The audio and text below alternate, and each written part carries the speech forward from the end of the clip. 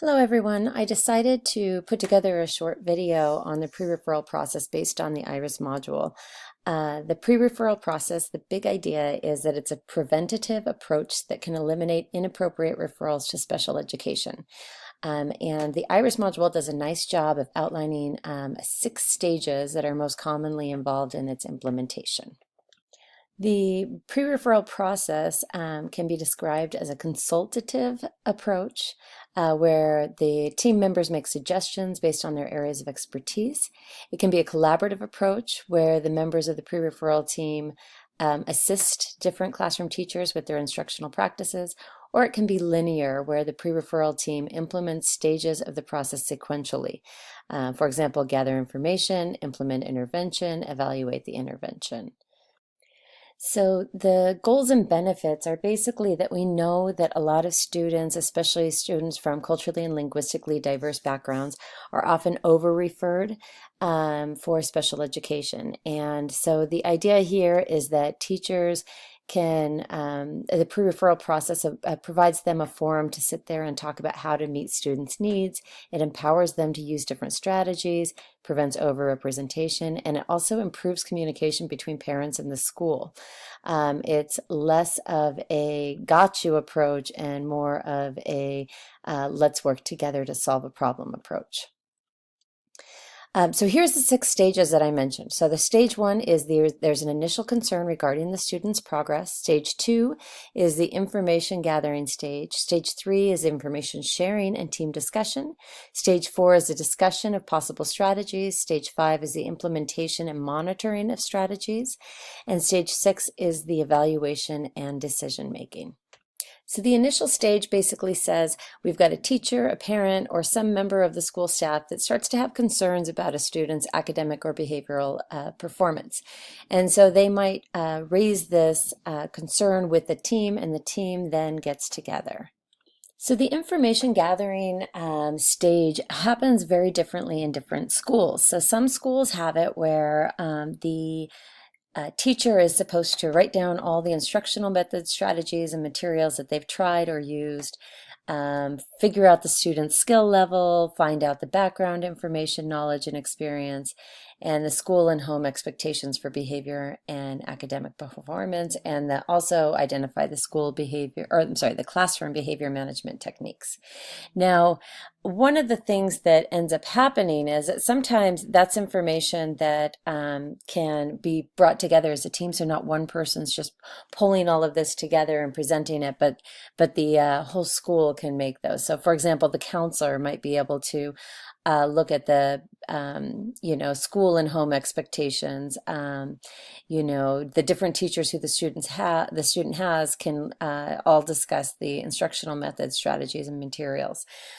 So that's why it's really great to do this part in team with the team effort. So the information sharing and team discussion it's really important to have this as a team event so that you bring in a diverse set of individuals who have some sort of experience either with instructional strategies, working with diverse learners, or the student themselves. There needs to be norms usually on what the expectation of the meeting is. A lot of schools have forms that they have created where you always start with the student's strengths and then you start bringing in the other information that you've gathered about the student. So once again, I mentioned that you usually bring people from various expertise together during these meetings, and you brainstorm possible strategies. So, the special educator might say, oh, have you tried changing seat positions or making the classroom more accessible or creating a graphic organizer or giving them reminders or some sort of behavior management system. The counselor might talk about what they will do if the student receives an office referral to support the teacher and the student from the administrative side. The science teacher may say, hey, this has worked really well in my classroom, having more structure, whereas the art teacher might come up with ways to deal with the more unstructured time. But everybody comes together, they discuss possible strategies. In stage 5, the team together comes up with some curriculum-based measures for recording the data that they're going to collect. So they've decided now on some strategies, and now they're saying, okay, this is the strategies that we're going to use, and let's find out if they're working or not working. So usually you have some sort of recording system, progress monitoring system that you also talk about, so that it's very clear to the teacher that they need to do, keep track of, maybe it's how many times off task with reminders, or how many reminders they've given, and how well these strategies are working. It's really important at this point to make sure that you have trained everybody who's expected to implement and monitor a strategy, in how to implement the strategy and also how to monitor it in a feasible way that fits with their schedule and their class. So it could even be sending an aide in to give some sort of support, or maybe the principal stops by, or the teacher might send an email at the end of every class to let the team know how the student did. There's a lot of different ways that I've seen this happen, and so the team has to decide what works best for them. So stage 6 is the evaluation and decision making. This is the final stage of the pre-referral process, and this is where the team comes back with all of the data that they've collected and monitored on whether the interventions have worked. Has the student made progress? Are they staying the same? Have things gotten worse? And if they've made some progress, then they can continue to do the interventions and supports as they had brainstormed originally. Now, if there is no progress, and the team might say, like, okay, well, is there something we can do to modify these strategies, or try a different strategy that might work? Or possibly, this didn't work, we've tried all of the strategies, now maybe we need to refer the student for special education services, and what that might look like. So I like this chart right here. Is the student making adequate progress? Yes. Versus no, and that's a nice one to even bring to your team if you haven't really established much of a system. So it's important to remember that there's no set amount of time that you have to spend on the pre-referral process. So you don't have to try something out for 6 weeks or 2 weeks. You could actually spend the entire year or semester going through and trying different strategies.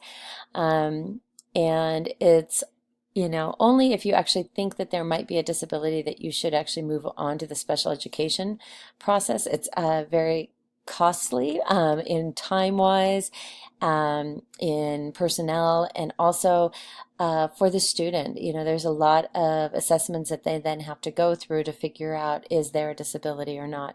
And so if there's not a disability, that's a lot of work for that student, and time being pulled out of class. So it's really important to think about that as well.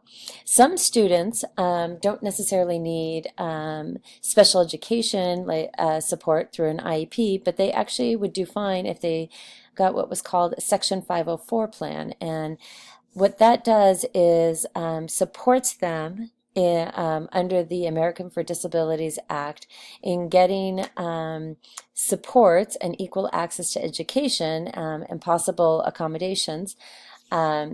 But it is not, they don't have to go through the rigorous process of an IEP referral. So here's a real quick video, less than 4 minutes, on the 6 stages of the pre-referral system. It's from Don Compton, who's a professor over at Vanderbilt University, and he just kind of goes through this similar to what I just did, but I just think it might be helpful, and so here you go. There are 6 stages in the pre-referral process. This process is a linear process, and all stages must be done in order.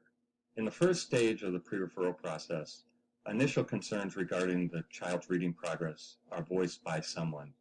There are multiple people who can start this process. It can start through the classroom teacher, it could start through a reading specialist, it can be started by a parent or an administrator. This initial process is usually brought to the classroom teacher's attention, who then starts the process.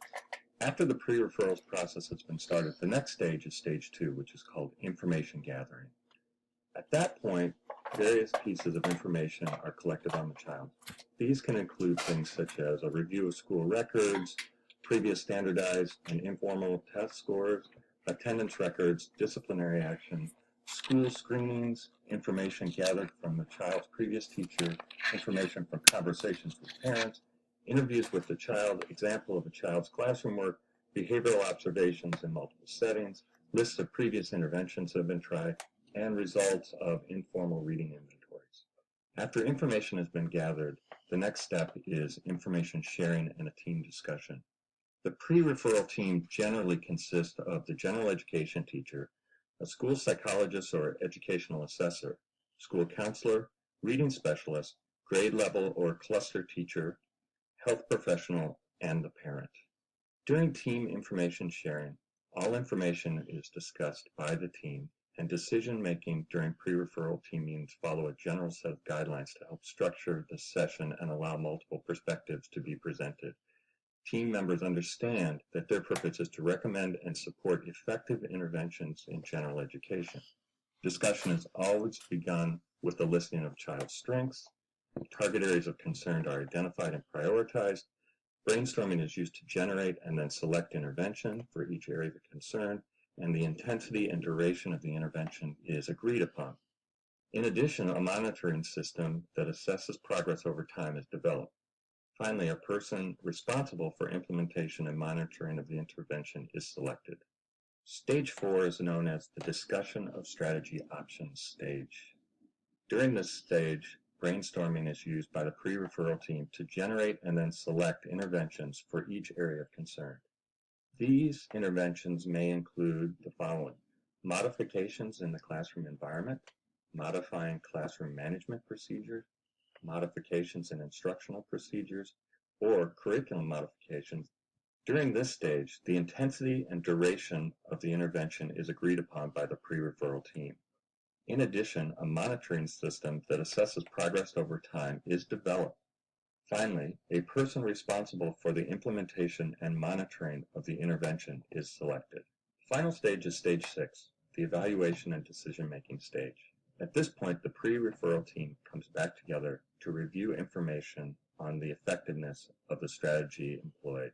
The team decides whether the strategy should be continued, modified, or whether, based on the information, that the child should go from pre-referral into formal referral for special ed. All right, so that pulls us through this entire module support thing. You don't have to do any of the assessments or anything. I just wanted to make sure you got that information from me. You got it from Professor Compton. And if you have any questions, please reach out. Thank you.